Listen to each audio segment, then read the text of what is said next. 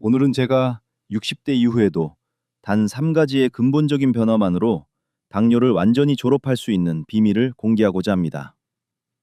어르신들, 그동안 당뇨약과 함께한 세월이 얼마나 되셨습니까? 5년입니까? 10년입니까? 아니면 무려 20년의 긴 세월입니까? 혹시 이런 의문이 들지 않으셨나요? 나는 왜 매일 꼬박꼬박 약을 먹는데도 몸은 여전히 피곤하고 눈은 침침하며 손발은 바늘로 찌르는 듯 저릿할까? 그것은 약이 단지 혈당 수치만을 가리고 있을 뿐 여러분의 몸을 근본적으로 회생시키지 못했기 때문입니다. 많은 이들이 당뇨를 평생 안고 가야 할 종신형이라고 말합니다. 틀렸습니다. 저의 스승님이신 88세의 김상호 박사님께서는 당뇨를 충분히 졸업할 수 있다는 사실을 몸소 증명해 보이셨습니다. 단순히 생명을 유지하기 위해 약을 먹는 것이 아니라 우리 몸이 스스로 치유되도록 만들어야 합니다. 지금부터 그 당뇨의 뿌리를 뽑을 수 있는 3가지 핵심 열쇠를 공개하겠습니다. 이번 영상은 약에 의존하지 않는 자유로운 노후를 위한 마지막 기회가 될 것이니 끝까지 집중해 주십시오. 본격적인 강의에 앞서 소중한 후원금을 보내주신 박성준 어르신께 진심으로 감사 인사를 올립니다. 보내주신 정성은 더 가치 있는 강의를 만드는 귀한 동력이 됩니다. 또한 지금 이 영상을 시청하고 계신 모든 분들께도 깊은 감사를 드립니다. 걱정하지 마십시오. 여러분은 절대 혼자가 아닙니다. 제가 당뇨를 완전히 졸업하는 그날까지 여러분 곁을 지키겠습니다. 약 없이도 눈부시게 건강한 삶, 제가 함께 만들어 가겠습니다. 자, 이제 첫걸음을 떼어볼까요? 지금 바로 아래 댓글창에 오늘 아침 공복 혈당 수치를 남겨주십시오. 숫자가 얼마든 상관없습니다. 그것이 바로 당뇨를 뿌리 뽑기 위한 위대한 시작이 될 것입니다. 우리 함께 당뇨 졸업의 길로 나아갑시다. 어르신들, 제가 임상에서 가장 먼저 바로잡는 것이 바로 이 숫자를 바라보는 시선입니다. 매달 병원에 오셔서 교수님, 제 HbA1c가 6.5% 아래로 내려갔습니다. 이제 괜찮은 거죠? 하고 환하게 웃으시는데 저는 그 순간 마음이 무겁습니다. 왜냐하면 그 숫자가 때로는 아주 달콤한 거짓말이기 때문입니다. HbA1c, 당화혈색소라는 것은 지난 2, 3개월 동안 혈액 속에 떠다닌 포도당이 얼마나 많았는지를 평균으로 보여주는 지표일 뿐입니다. 저는 이걸 이렇게 설명드립니다. 어르신의 몸을 하나의 큰 물병이라고 생각해 보십시오. HbA1c는 그 병 안에 차 있는 물의 높이, 즉 수위입니다. 의사가 수위가 낮아졌습니다 라고 말하면 겉으로 보기엔 안전해 보이지요. 그런데 이상하지 않습니까? 수위는 낮다는데 왜 몸은 여전히 피곤하고, 왜 눈은 침침하고, 왜 밤에 이불 속에서도 발은 얼음장처럼 차갑고 저릿저릿합니까? 그 이유는 어르신이 지금까지 물의 높이만 보고 병의 상태는 보지 않았기 때문입니다. 만약 그 물병이 겉으로는 멀쩡해 보여도 안쪽에 미세한 금이가 있고 구멍이 숭숭 뚫려 있다면 어떻겠습니까? 아무리 물을 조절해서 수위를 낮춰 놓아도 그 병은 에너지를 제대로 담아두지 못합니다. 약이라는 것은 바로 이 과정입니다. 약은 혈액 속에 떠다니는 당을 억지로 끌어내려서 수위만 낮춰줄 뿐 그 당이 어디로 가는지까지 책임져 주지는 않습니다. 갈 곳을 잃은 당은 결국 혈관벽에 달라붙고 눈의 미세혈관으로 스며들고 신장의 필터를 망가뜨리고 발끝 신경을 서서히 태워버립니다. 그래서 저는 묻습니다. 정말로 당뇨를 졸업했는지를 알려면 숫자가 아니라 2가지 핵심을 반드시 확인해야 합니다. 첫째는 인슐린입니다. 인슐린은 혈액 속 당을 세포 안으로 들여보내는 열쇠입니다. 문제는 열쇠가 없어서가 아니라 수십 년 동안 단 음식을 너무 많이 써서 세포의 자물쇠가 녹슬어버린 상태. 이것이 바로 인슐린 저항성입니다. 열쇠를 아무리 많이 가져다 대도 문이 열리지 않는 상황인 것이지요. 둘째는 췌장입니다. 췌장은 인슐린을 만들어내는 작은 공장입니다. 젊을 때는 밤낮 없이 돌아가도 버텼지만 수십 년을 혹사당한 공장은 지금 불이 꺼지기 직전일 수 있습니다. 이런 상태에서 HbA1c 숫자만 예쁘게 만드는 것은 문 닫은 공장 앞에서 생산량 그래프만 고쳐 그리는 것과 다르지 않습니다. 그래서 어르신들께 저는 간곡히 말씀드립니다. 아침마다 혈당계 숫자 하나에 울고 웃지 마십시오. 진짜로 봐야 할 것은 모세혈관의 표정입니다. 아침에 눈을 떴을 때 글자가 또렷해졌는지, 밤에 양말을 벗었을 때 발이 예전보다 따뜻한지, 바닥에 감촉이 느껴지는지, 이것이 바로 금이 가 있던 병이 서서히 아물고 있다는 증거, 숫자보다 훨씬 정직한 몸의 언어입니다. 그렇다면 여기서 반드시 짚고 넘어가야 할 질문이 하나 생깁니다. 왜 같은 당뇨병인데 어떤 사람은 살이 찌고 나서 병이 생기고 어떤 어르신은 평생 말랐는데도 병이 깊어질까요? 이것이 바로 제가 임상에서 수없이 마주해온, 그리고 많은 어르신들을 좌절하게 만든 마른 사람의 당뇨라는 잔인한 역설입니다. 서양인의 당뇨는 대개 BMI 30 이상, 말 그대로 몸 전체가 비만해지면서 지방이 세포를 둘러싸 이슐린이 들어갈 틈을 막아버리는 구조입니다. 쉽게 말해 방이 너무 꽉 차서 문이 안 열리는 상황입니다. 그런데 우리 한국인은 전혀 다른 길로 당뇨에 이릅니다. 제 외래 환자 중 30초 40%는 체형이 정상 또는 마른 편입니다. 겉으로 보면 당뇨와는 거리가 멀어 보이는 몸이지요. 이유는 명확합니다. 우리는 역사적으로 기근을 견디기 위해 설계된 몸, 이른바 절약형 유전자를 가지고 태어났습니다. 이 유전자는 에너지가 들어오면 곧바로 내장 깊숙한 곳에 저장하는데 아주 능숙합니다. 문제는 지금입니다. 하루 3끼, 양은 많지 않아도 정제된 흰쌀밥, 국수, 라면이 반복되고 움직임은 줄어든 환경에서는 이 유전자가 축복이 아니라 독이 됩니다. 겉으로는 허리가 가늘고 얼굴이 홀쭉한 부산의 할머니 한 분. 실제 CT를 찍어보면 간과 췌재장 주변에 보이지 않는 내장 지방이 조용히 쌓여 있습니다. 이 지방은 소리 없이 염증을 만들고 이슐린을 방해하며 무엇보다 췌장을 남들보다 훨씬 빨리 지치게 만듭니다. 여기에 결정적인 사실이 하나 더 있습니다. 서울대학교를 포함한 여러 연구에서 확인된 내용인데 한국인의 췌장은 서양인보다 평균 약 12% 작고 인슐린을 만들어내는 베타세포의 작업 효율은 최대 36.5%까지 낮습니다. 저는 이것을 이렇게 설명합니다. 우리는 태어날 때부터 소형 엔진을 달고 태어났는데 여기에 매일같이 대형 화물 같은 탄수화물을 싣고 달려온 셈입니다. 흰쌀밥 한 공기, 라면 한 그릇이 들어올 때마다 혈당은 급격히 치솟고 그 충격 속에서 지방 독소가 췌장에 달라붙어 연약한 베타세포를 하나씩 탈락시킵니다. 그래서 경기 지역에 사시던 BMI 23의 마른 할아버지, 겉보기엔 건강해 보여도 어느 날 갑자기 제2형 당뇨 진단을 받게 되는 것입니다. 살이 쪄서가 아닙니다. 작은 엔진이 과부하로 완전히 멈춰버렸기 때문입니다. 이 사실을 이해하는 순간 우리는 비로소 왜 한국인의 당뇨 치료가 서양 방식 그대로 따라가서는 안 되는지, 그리고 왜 마른 사람일수록 더 전략적으로 접근해야 하는지를 알게 됩니다. 이제 방향은 아주 분명해집니다. 마른 체형의 당뇨에서 체중 감량은 치료가 아니라 오히려 병을 악화시키는 지름길이라는 사실입니다. 저는 외래에서 분명히 말씀드립니다. 어르신처럼 이미 살집이 많지 않은 상태에서 무작정 굶거나 식사량을 줄이면 몸은 지방보다 먼저 근육을 태워 생존을 도모합니다. 근육은 포도당을 가장 많이 받아들이는 기관인데 그 마지막 자원을 스스로 없애버리는 셈이니 당연히 혈당 조절은 더 어려워지고 인슐린 저항성은 더 깊어집니다. 그래서 우리의 전략은 감량이 아니라 전환입니다. 첫 번째는 회복입니다. 남아있는 췌장의 베타세포를 지키기 위해 혈당의 급격한 출렁임이라는 과부하를 먼저 줄여주는 것. 이것이 췌장에 주는 가장 큰 휴식입니다. 두 번째는 구축입니다. 혈액 속을 떠돌며 문제를 일으키는 포도당을 췌장이 아니라 근육이라는 새로운 저장고로 보내는 길을 만들어야 합니다. 저는 이것을 이렇게 비유합니다.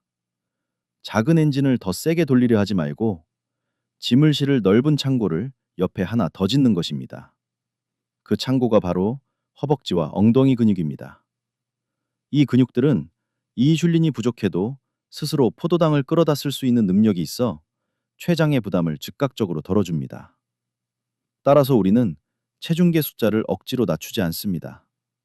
대신 몸을 강력한 당 연소 시스템으로 다시 설계합니다. 이것이 바로 작은 엔진이라는 한국인의 체질에 가장 논리적이고 가장 안전하며 가장 오래가는 당뇨 졸업 전략입니다.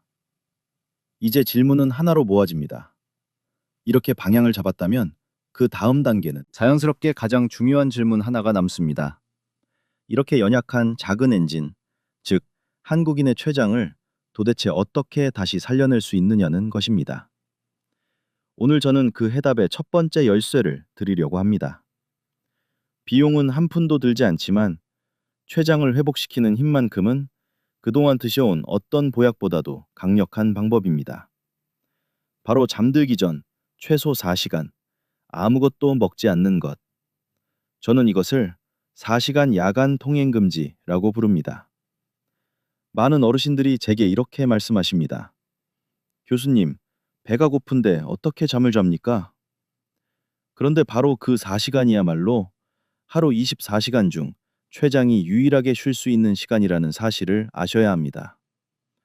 의학적으로 이 시간에 몸에서는 오토파지, 즉 자가포식이라는 과정이 시작됩니다.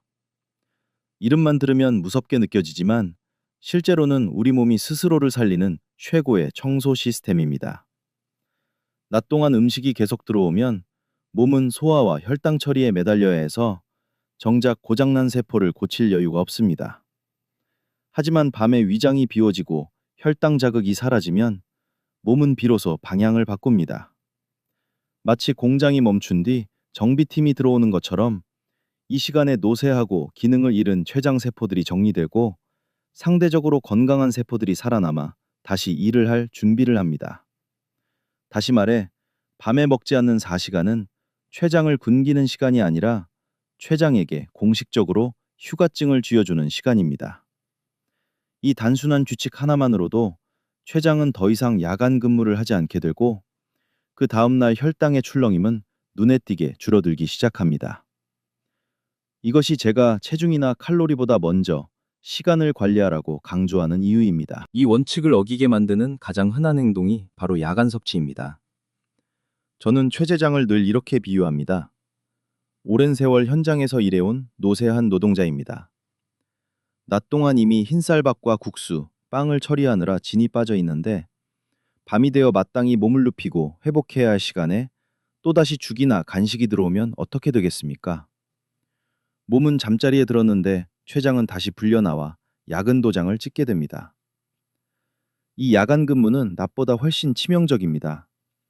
밤에는 인슐린 감수성도 떨어지고 혈당을 처리하는 효율도 나쁘기 때문입니다. 이렇게 매일같이 밤샘 근무를 반복하면 췌장의 베타세포는 서서히 과로사에 이르고 결국 아침 공복 혈당이 이유 없이 높게 튀어오르는 현상이 나타납니다. 약을 규칙적으로 드셨는데도 아침 수치가 높게 나오는 이유가 여기에 있습니다.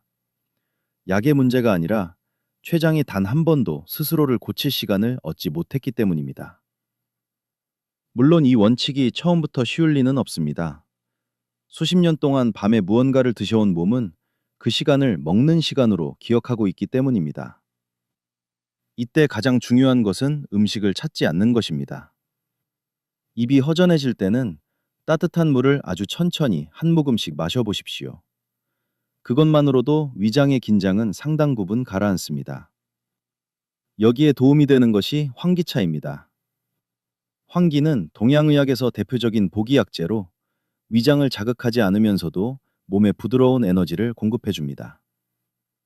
밤에 따뜻한 환기차 한 잔은 배고픔을 눌러줄 뿐 아니라 낮 동안 지친 세포들이 회복 모드로 들어가도록 돕는 신호가 됩니다.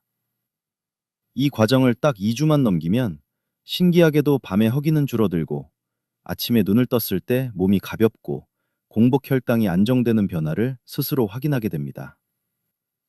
이는 인내의 문제가 아니라 췌장을 더 이상 죽도록 유지시키지 않겠다는 결정의 결과입니다. 이 방법의 핵심이 분명히 정리되셨다면 지금 바로 댓글에 4시간이라고 남겨서 뇌가 이 원칙을 기억하도록 만들어 보십시오. 이제 췌장만 바라보며 버티는 전략에서 한 단계 더 나아가야 할 이유가 분명해집니다.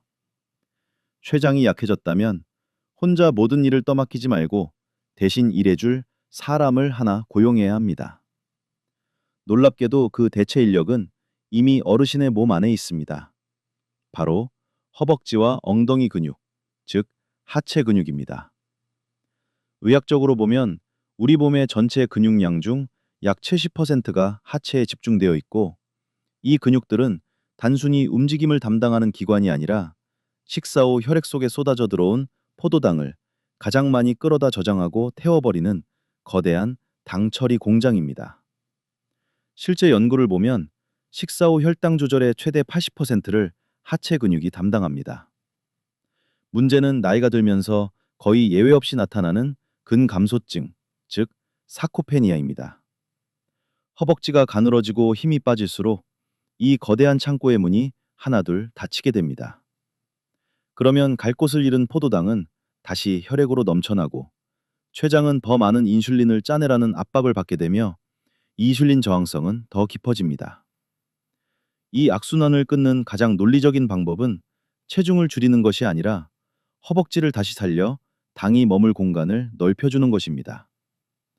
허벅지가 단단해질수록 혈액 속 포도당은 자연스럽게 근육 안으로 빨려 들어가 연소되고, 췌장은 숨을 굴릴 수 있게 됩니다. 그래서 저는 이 전략을 이렇게 정의합니다. 췌장을 해고하는 것이 아니라 허벅지를 고용하는 것. 이것이 약에 의존하지 않고 혈당을 낮추는 두 번째 열쇠이며, 노쇠한 작은 엔진을 가장 안전하게 지켜주는 현실적인 해법입니다. 허벅지가 혈당을 처리하는 핵심이라는 사실을 받아들이면 운동에 대한 생각도 완전히 달라져야 합니다. 많은 어르신들이 제게 무릎이 아픈데 어떻게 뛰겠습니까? 라고 말씀하시지만, 저는 단호하게 말씀드립니다. 뛸 필요도 없고 땀을 쏟을 필요도 없습니다. 지금 필요한 것은 관절을 혹사시키는 유산소가 아니라 허벅지를 깨우는 가장 단순하고 안전한 동작, 바로 스쿼트입니다. 방법은 아주 명확합니다. 벽에 등을 가볍게 기대거나 앞에 놓인 단단한 의자를 두 손으로 잡으십시오. 그리고 마치 눈에 보이지 않는 의자에 천천히 앉듯이 엉덩이를 뒤로 빼며 내려갔다가 다시 천천히 올라옵니다. 이때 중요한 것은 속도입니다. 급하게 내려갔다가 튀어오르듯 일어나는 것이 아니라 허벅지가 긴장되는 느낌을 느낄 정도로 천천히 움직여야 합니다.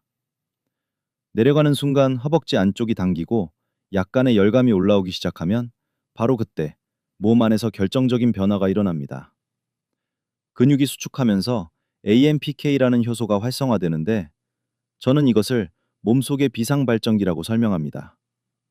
이 비상발전기가 켜지면 근육세포 표면에 있는 글러트4라는 문이 활짝 열리면서 혈액 속 포도당이 인슐린의 도움 없이도 근육 안으로 빨려 들어옵니다. 다시 말해, 허벅지가 스스로 당을 처리해주는 동안 췌장은 잠시 이를 내려놓을 수 있게 되는 것입니다. 이것이 바로 약으로는 흉내낼 수 없는 운동만이 가진 치유의 메커니즘입니다. 실천법도 단순합니다. 하루에 3번, 한 번에 10번씩 총 3세트면 충분합니다. 내려갈 때는 코로 깊게 숨을 들이마시고 올라올 때는 입으로 천천히 내쉬어 호흡과 동작을 맞추는 것. 이것만 지켜도 관절의 부담은 줄고 허벅지의 활성화는 극대화됩니다.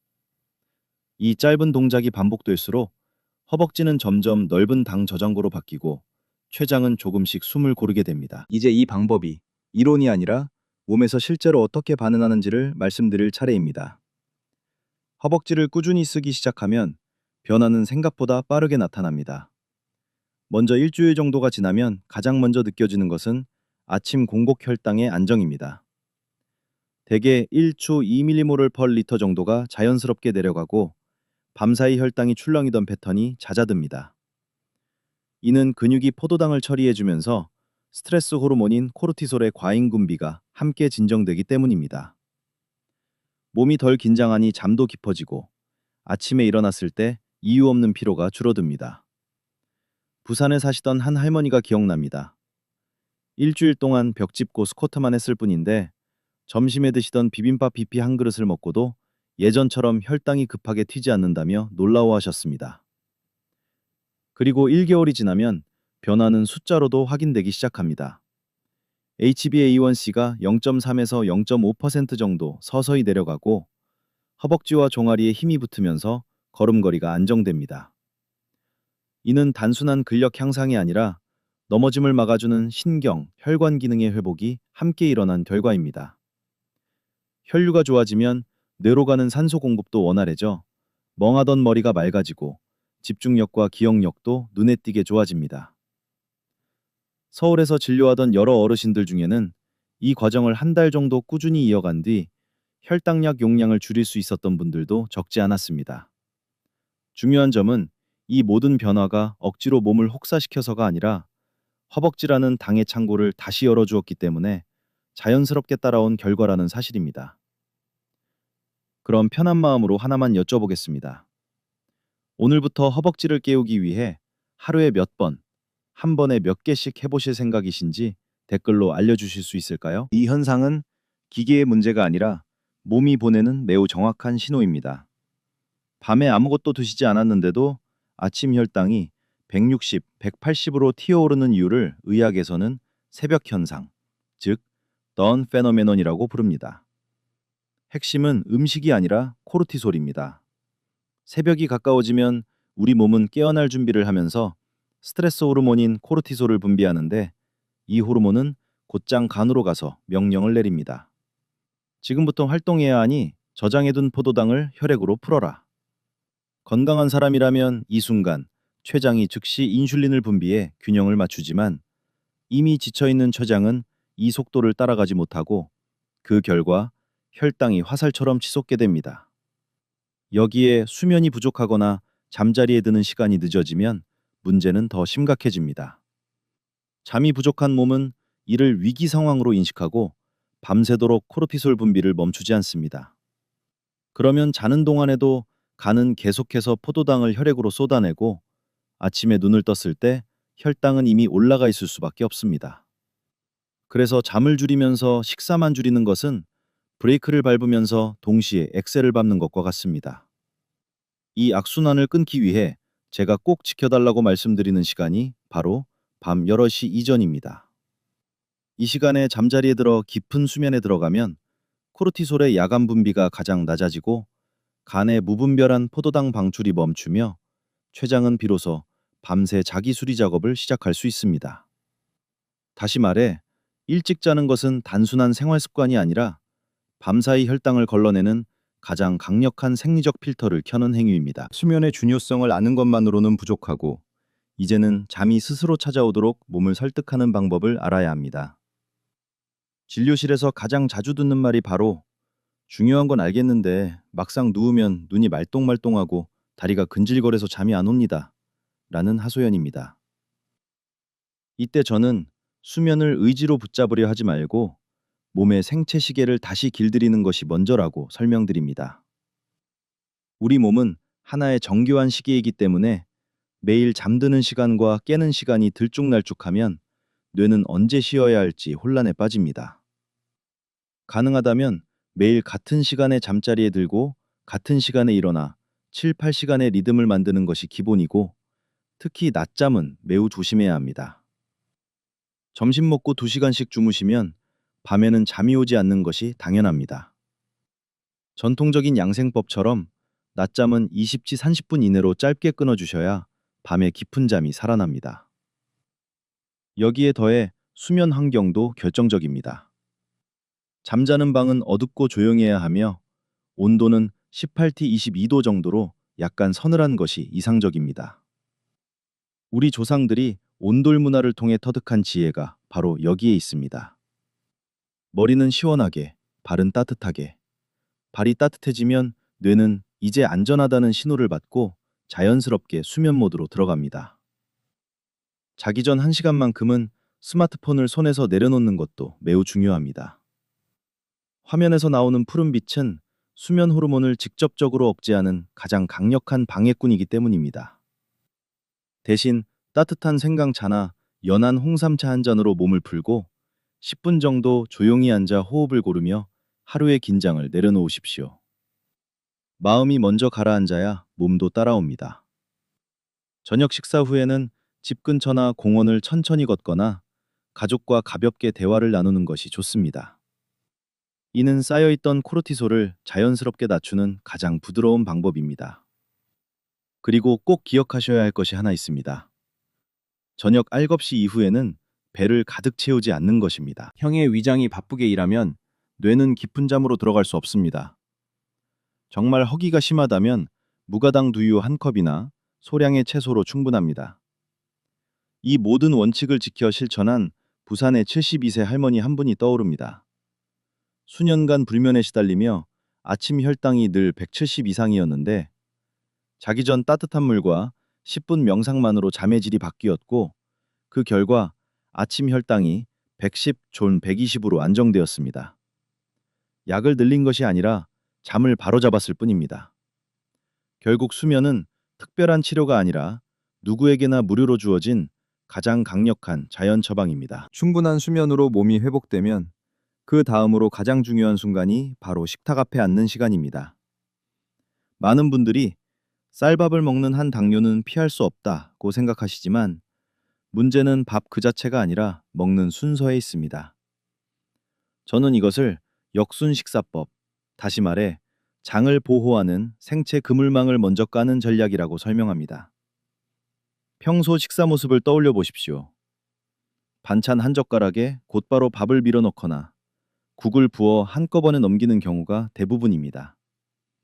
이렇게 먹으면 포도당이 한꺼번에 장에서 흡수되어 혈당이 급격히 치솟습니다. 이를 막기 위한 생물학적 원칙은 단순합니다. 채소 먼저, 단백질 그 다음, 탄수화물은 마지막입니다. 식탁에 앉으면 가장 먼저 나물, 상추, 데친 채소처럼 섬유질이 풍부한 채소를 충분히 드십시오. 이 섬유질이 장 안에 들어가 얇은 막처럼 깔리면서 이후에 들어오는 당의 흡수 속도를 늦추는 보호막 역할을 합니다.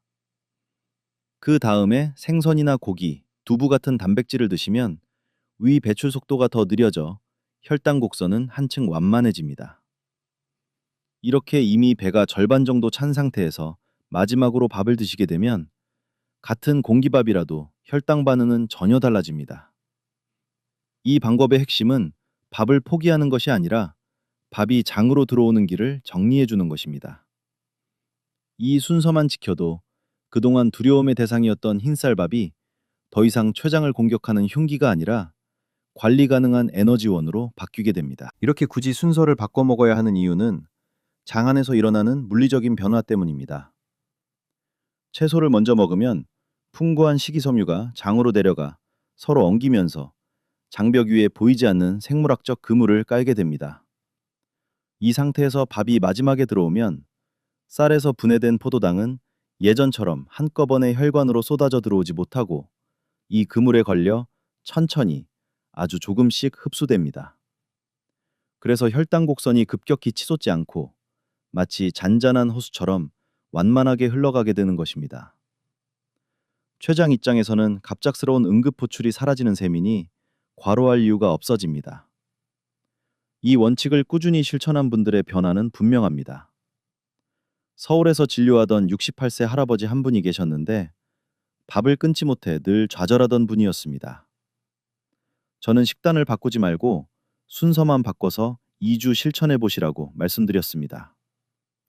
나물부터 드시고 생선 반찬을 먹은 뒤 마지막에 밥을 드셨을 뿐인데 식후 혈당이 늘 220까지 치솟던 것이 160 이하로 안정되기 시작했고 한 달 뒤에는 식후 졸림과 가슴 답답함이 사라졌다고 하셨습니다. 특별한 음식을 먹은 것도 약을 늘린 것도 아닙니다. 단지 장에 그물을 먼저 깔아준 것뿐입니다. 이 작은 순서의 변화가 췌장을 지켜주고 밥을 다시 두려움이 아닌 관리 가능한 에너지로 돌려놓는 핵심입니다. 여기까지 실천이 쌓였다면 이제 마지막으로 꼭 붙잡아야 할 도구가 하나 남습니다. 저는 이것을 혈당 일기, 마음을 비추는 거울이라고 부릅니다. 아침에 눈을 뜨고 혈당을 재는 순간 그 숫자를 그냥 지나치지 마십시오. 수치를 적고 나서 스스로에게 조용히 물어보는 것입니다. 어제는 허벅지를 제대로 써주었는지, 잠들기 전 4시간 통행 금지를 지켰는지, 식탁 앞에서 역순 식사를 실천했는지 말입니다. 혈당계에 찍힌 숫자는 벌을 주기 위한 점수가 아니라 전날 하루 동안 췌장을 어떻게 대했는지에 대한 가장 솔직한 답장입니다. 숫자가 좋았다면 어제 내가 몸을 잘 돌봤구나 하고 스스로를 격려하시면 되고, 수치가 높았다면 자책할 필요 없이 어디서 무리가 갔을까를 차분히 되짚으면 됩니다. 이 수첩은 의사에게 보여주기 위한 보고서가 아니라 몸과 대화를 나누기 위한 기록입니다. 이렇게 하루하루를 적어내려가다 보면 혈당은 더 이상 두려운 적이 아니라 몸이 보내는 정직한 신호가 되고, 그 순간부터 관리가 아니라 이해와 돌봄이 시작됩니다. 이제 우리가 함께 걸어온 길을 차분히 돌아볼 시간입니다. 한국인의 연약한 췌장, 즉 작은 엔진의 한계를 이해하는 것에서 출발해 허벅지를 살려 췌장의 짐을 덜어주는 방법, 그리고 밥을 두려워하지 않으면서도 혈당을 지키는 식사의 질서까지 하나씩 짚어왔습니다. 복잡해 보일 수 있지만 집으로 돌아가실 때 가져가셔야 할 행동 계획은 놀랄 만큼 단순합니다. 첫째, 잠들기 전 4시간 통행 금지를 지켜 밤사이 췌장이 숨을 고르고 스스로를 고칠 시간을 만들어주는 것. 둘째, 벽이나 의자를 짚고 하는 스쿼트로 허벅지를 깨워 혈액 속 포도당을 태워 췌장의 부담을 나눠 갖는 것. 셋째, 식탁 앞에서는 언제나 채소 먼저, 단백질 다음, 밥은 마지막이라는 역순을 지켜 장의 보호막을 깔아주는 것입니다. 이 세 가지만 매일 반복하시면 당뇨 관리는 더 이상 의지나 고통의 문제가 아니라 질서와 습관의 결과로 바뀝니다. 저는 약을 끊으라고 재촉하지 않습니다. 다만 이 원칙을 지키다 보면 어느 날 담당 의사가 먼저 "이제 약을 줄여도 되겠습니다" 라고 말하는 순간을 맞이하게 될 것입니다. 그것이 바로 숫자가 아니라 몸의 회복으로 받는 진짜 졸업장입니다. 당뇨는 결코 가혹한 운명도, 평생 짊어지고 가야 할 형벌도 아닙니다. 그것은 몸이 조용히 보내는 신호입니다. 이제는 예전 방식으로는 버티기 어렵다. 생활의 방향을 조금만 바꿔달라. 는 간절한 요청 말입니다. 그래서 저는 어르신들께 약을 당장 끊으라고 절대 말씀드리지 않습니다. 그것은 위험하고 무책임한 행동입니다. 다만 오늘부터 말씀드린 이 원칙들을 성실하게 지켜나가신다면 시간이 지나 허벅지가 단단해지고 밤에 췌장이 쉬고 몸이 스스로 균형을 되찾는 순간이 옵니다. 그때는 제가 아니라 담당 의사가 먼저 말씀하실 것입니다. 수치가 너무 좋습니다. 이제 약을 줄여도 되겠습니다. 바로 그날이 숫자가 아니라 회복으로 받는 진짜 건강 졸업장을 손에 쥐는 날입니다. 그러니 이 이야기를 듣는 것으로 끝내지 마십시오. 오늘 아침 공복 혈당 수치를 댓글로 남겨보시고 일주일 뒤 다시 돌아와 몸의 변화를 알려주십시오. 저는 항상 여기서 어르신들의 소식을 읽고 응원하겠습니다. 이 강의가 조금이라도 도움이 되셨다면 가까운 벗들과 나누어 주셔도 좋겠습니다.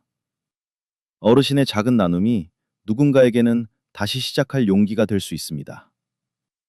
늘 오래 사시고 건강하시고 자손들과 웃음이 끊이지 않는 날들을 보내시길 바랍니다. 저는 김지훈 교수였습니다.